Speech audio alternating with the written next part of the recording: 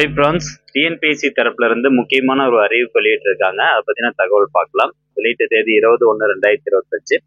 அதாவது விண்ணப்பதாரர்களுக்கான புதிய ஓஎம்ஆர் விடைத்தாளின் மாதிரி படமானது தேர்வாணை இணையதளத்தில் ஓஎம்ஆர் ஆன்சர் ஷீட் சாம்பிள் என்ற தலைப்பின் கீழ் பதிவேற்றம் செய்யப்பட்டுள்ளது தொடர்பான செய்தி வெளியீடு.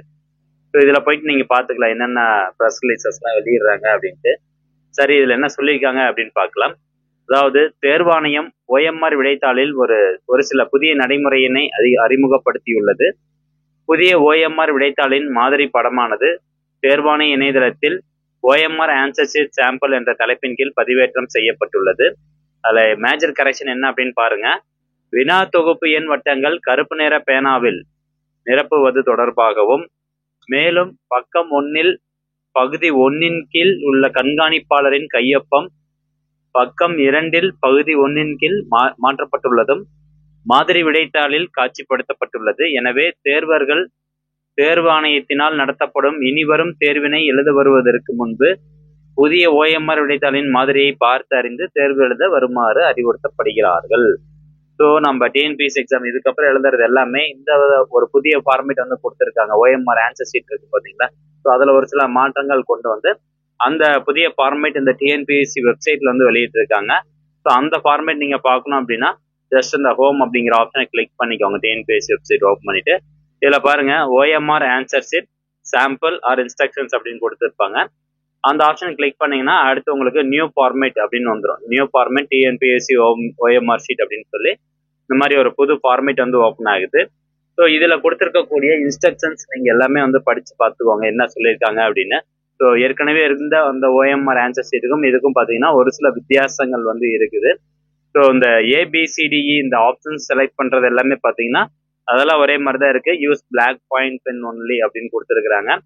இந்த இடத்துல வந்து சீரியல் நம்பர் வரும், அதுக்கப்புறம் நம்மளுடைய பெயர், ரெஜிஸ்டர் நம்பர், சப்ஜெக்ட், எந்த சென்ட்ரல் எழுதுறோம், வெனியூ, இதெல்லாம் வந்து காமனாக தான் இருக்கு. அதெல்லாம் இது ஒரு பிரச்சனையும் கிடையாது.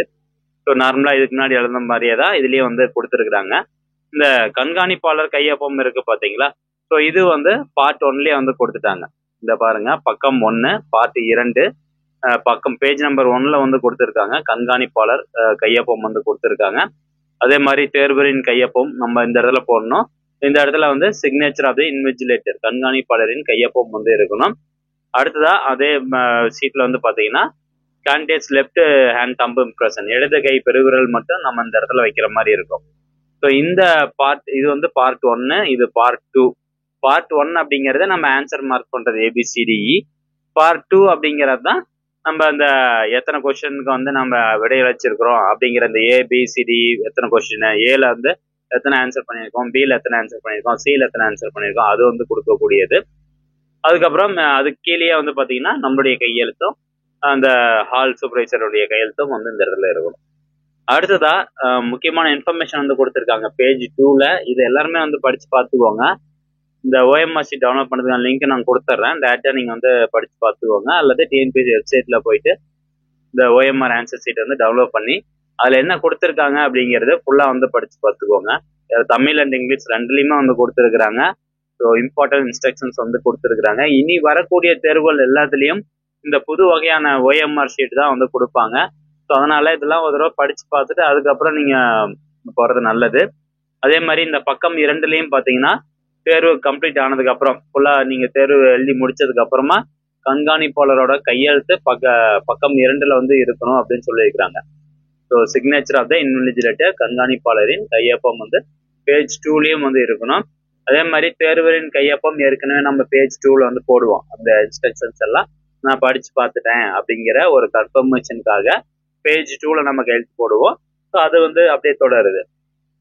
புதுசா வந்து இருக்கிறது என்ன அப்படின்னு கேட்டீங்கன்னா இந்த பேஜ் 2ல இன்விஜிலேட்டருடைய கையெழுத்து வந்து புதுசா வந்திருக்கு. ஓகே, அதுக்கப்புறம் இந்த இன்ஸ்ட்ரக்ஷன்ஸ்ல வந்து ஒரு சில சேஞ்சஸ் இருக்கும். அது என்ன அப்படின்னு பாருங்க. அதாவது இங்க பாருங்க, விடைத்தாளின் எந்த பக்கத்திலும் டிராக் பகுதி உட்பட தேவையற்ற குறிப்புகள் எழுதுவதோ குறியீடுகள் செய்வதோ கூடாது. விடைத்தாளில் உள்ள பட்டை குறியீட்டினை சேதப்படுத்தக்கூடாது. விடைத்தாளில் தேவையற்ற குறிப்புகள் குறியீடுகள் இருந்து அவை விடைத்தாளின் நேரடி ஆய்வில் கண்டறியப்பட்ட அக்குறியீடுகள் உங்களது அடையாளத்தை வெளிப்படுத்துவதாக இருப்பின் உங்களது விடைத்தாள் செல்லாதாக்கப்படும் சொல்லியிருக்காங்க. ஓஎம்ஆர் விடைத்தாளின் பகுதி 1 அல்லது பகுதி 2 அல்லது இரண்டும் குறுக்கு கோடிட்டு அடிக்கப்பட்டு இருந்தால் விடைத்தாள் செல்லாதாக்கப்படும். ஸோ முதல்ல ஒரு சில இதுக்கு மார்க் குறைச்சிட்டு இருந்தாங்க இல்லையா, இப்பெல்லாம் பார்த்தீங்கன்னா டைரக்டாவே ஆன்சர் ஷீட்டை ரிஜெக்ட் பண்றாங்க. ஸோ அதெல்லாம் ஃபுல்லா படிச்சு பார்த்துக்கோங்க. அனைத்து வினாக்களுக்கும் ஏதேனும் ஒரு வட்டத்தை நிரப்பியுள்ள விவரங்களை உறுதி செய்த பின்னர் பக்கம் 2 கீழ்ப்புறத்தில் பகுதி 1 பின்புறம் அரை கண்காணிப்பாளர் தனது கையொப்பத்தினை இட வேண்டும். விடைத்தாளில் உள்ள விவரங்கள் அனைத்தும் சரியாக நிரப்பப்பட்டுள்ளதா என்று உறுதி செய்வது உங்கள் பொறுப்பாகும் அப்படின்னு சொல்லியிருக்காங்க. எக்ஸாம் எழுதக்கூடிய உங்களோட பொறுப்பு தான் விடைத்தாளில் இருக்கக்கூடிய எல்லாத்தையுமே உறுதிப்படுத்தணும் அப்படிங்கிறது. ஸோ ஃப்ரெண்ட்ஸ், இந்த இன்ஃபர்மேஷன் கண்டிப்பாக உங்களுக்கு பயனுள்ளதாக இருக்கும் அப்படின்னு நினைக்கிறேன். ஸோ முடிஞ்ச அளவுக்கு இந்த தகவல் நிறைய பேர் கொண்டு போய் சேருங்க. இந்த OMR சீட்டை பார்த்துட்டு அதுக்கப்புறம் TNPSC எக்ஸாம் எழுத போங்க. எக்ஸாம் ஹாலில் போய் உட்காந்து நம்ம ஏதாவது தப்பாக எழுதிட்டோம் அப்படின்னா நம்முடைய ஆன்சர் சீட்டை ரிஜெக்ட் ஆகிறதுக்கு வாய்ப்பு இருக்குது. ஓகே, மீண்டும் அடுத்த ஒரு நல்ல பதிவில் சந்திக்கலாம். நன்றி.